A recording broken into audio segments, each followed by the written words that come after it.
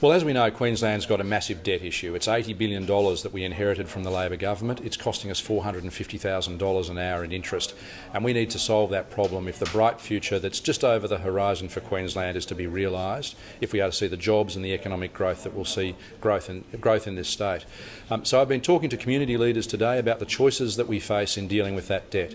And there are really three choices. There is increased fees to taxes and charges, there is a reduction in services, or there is recycling some capital from some old government businesses into debt reduction and new infrastructure. And we've had that discussion for the last hour and a half here, and it's been very constructive and very positive.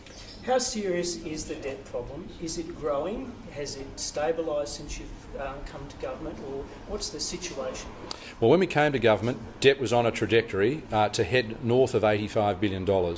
We've managed to be able to stabilise it at around about $80 billion. But if we are going to invest in infrastructure in the future, if we are going to be able to have the capacity to invest in schools, in hospitals like the Sunshine Coast University Hospital, in law and order, then we need to pay down that debt. That's what I'm being told by Treasury, and that's what the ratings agencies are telling us as well. So everyone knows who's got a household mortgage that you can only borrow so much. We've borrowed as much as we can. We're keeping our head above water, but if we want to do anything else, we need to pay down some of that debt.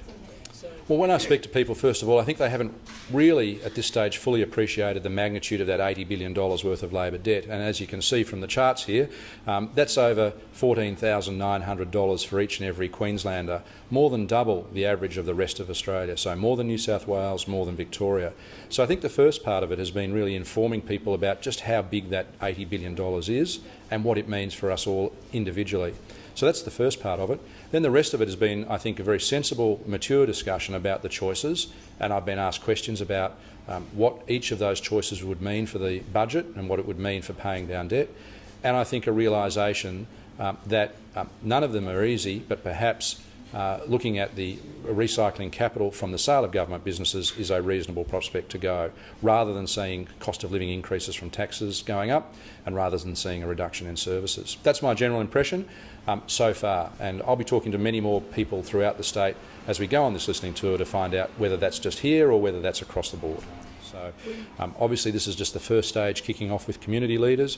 We'll be engaging much more widely over the coming months with Queenslanders and giving them the opportunity to have their input into the decision the government makes. And any decision we make, we will of course take to the people at the next election.